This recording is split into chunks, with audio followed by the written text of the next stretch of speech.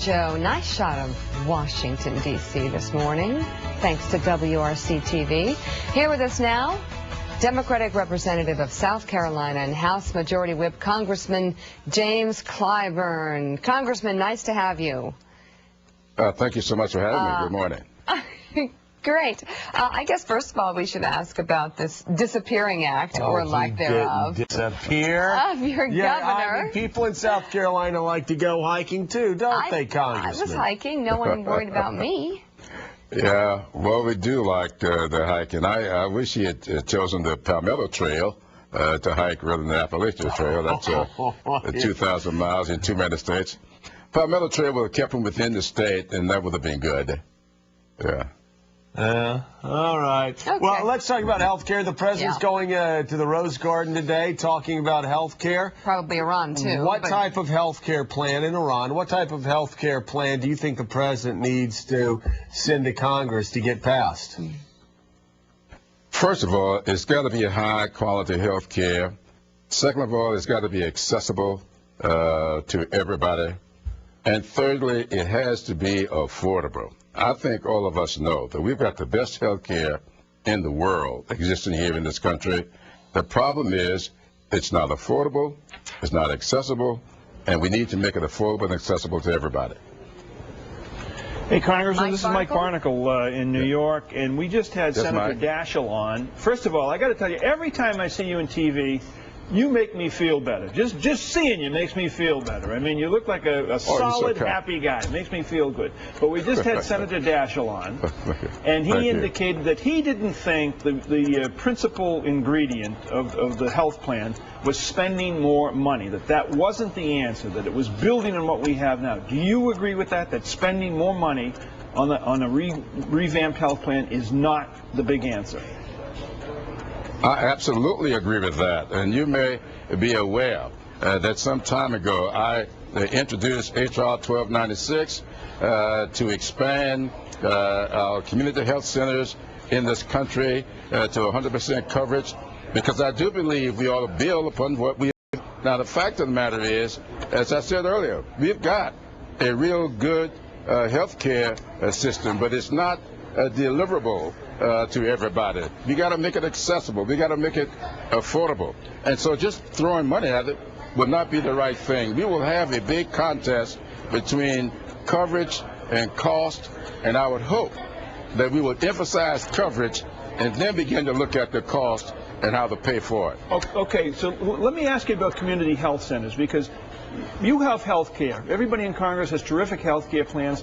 Donnie Deutsch, Willie Geist, and I, we're here in New York. We're going to be covered. We're going to be able to see a doctor. We're going to be able to get tests. How do we get health care delivered to people who can't afford health care, who live in areas where there are no interns, there are very few hospitals around? How do we get health care delivered to that percentage of the population? Well, a lot of it will have to do with health IT, information technology. I believe, if we were to build out this network of community health care centers, and we have the information technology to tie these health care centers to the hospitals that are available, that we increase our expenditures on training health care professionals.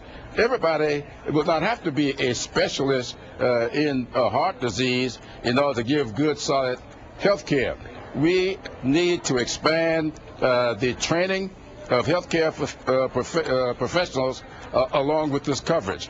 And I do believe we can build out a network that is affordable, accessible, and will be high quality. Congressman, I'm a guy that ran a business for years, and Mike and Joe and everybody keeps asking questions that, frankly, there aren't any firm answers to. And I'm going to throw something out I threw out early, and Mika, I know you're excited about it, and I'm not trying to be smug and glib, is that the irony of this, we're trying to get our country healthy, and we have an industry that we know kills 500,000 people a year and costs us $100 billion in health care a year. Why don't we just put the cigarette guys out of business? I mean, as a businessman, that's why I would solve the problem. I know it's near and dear. North Carolina is right next door, but wouldn't that make sense if we landed from the planet Mars and we had no preconceived notions? Isn't that what a sane person would do?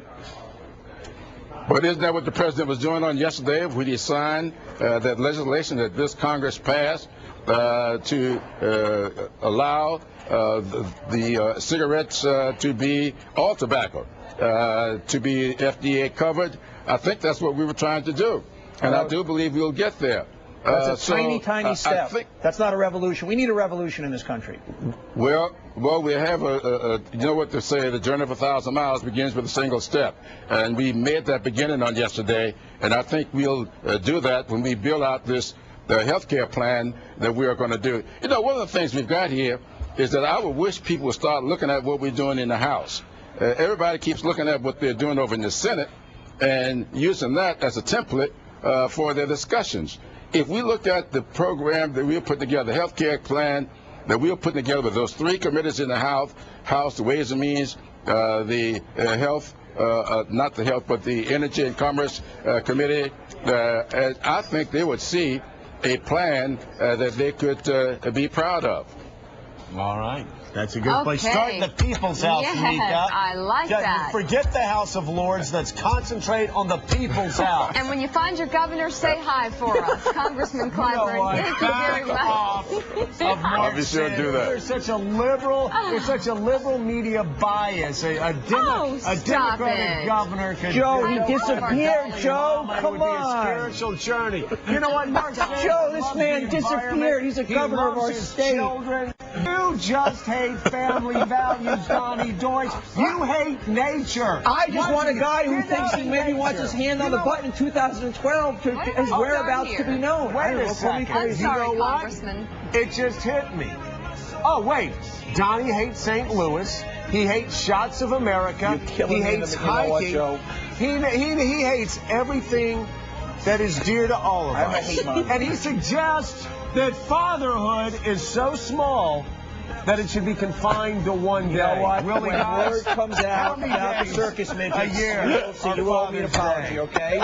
The governor and the circus midgets. Remember I told you, okay? Willie, how many days a year is Father's Day? It's a year-round thing for us, Joe. 365 days. The latex, you'll see. Okay. You know what, one word, latex. That's all I'm saying, okay? Donnie, when you make me try to apologize for fatherhood, I'm sorry. At that point, I draw the line. St. Louis, you're looking good. And Jim Clyburn, thank you so much. You're watching Morning Joe. That is from Donnie Deutsch. Brewed by a lot of Starbucks. If he didn't give us all those expensive watches, he'd be upset.